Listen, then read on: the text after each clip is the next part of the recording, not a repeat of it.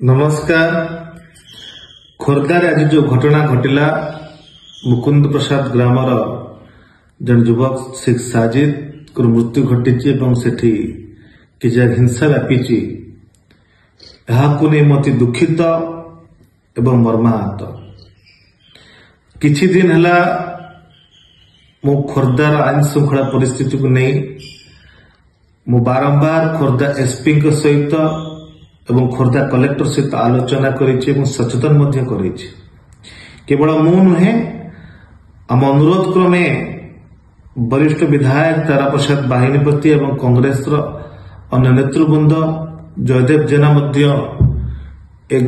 घटना को नहीं खोर्धा एसपी सहित कलेक्टर सहित विभिन्न प्रशासन सहित आलोचना कर सचेतन किंतु दुखर विषय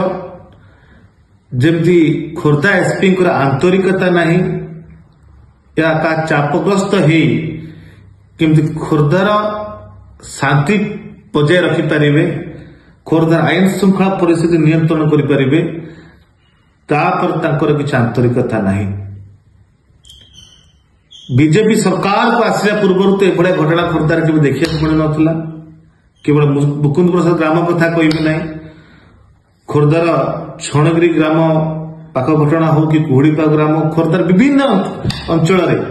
एते मात्रा हिंसा व्यापुची एते मात्रा आईन श्रृंखला परिस्थिति खराब होची गंडोल होची अशांति होची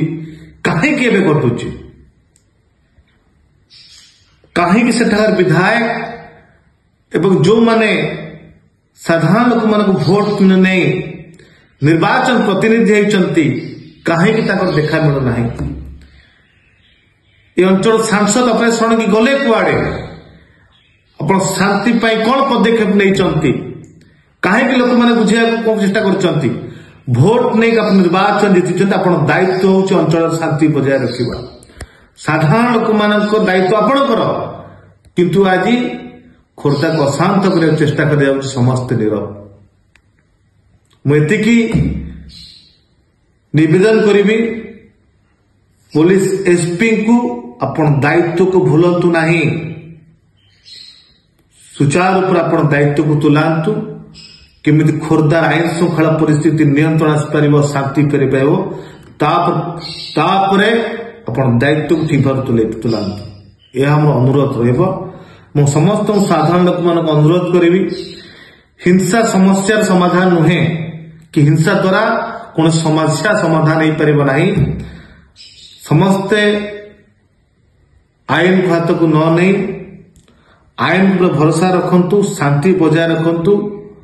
यही मोर समस्त अनुरोध रही। नमस्कार।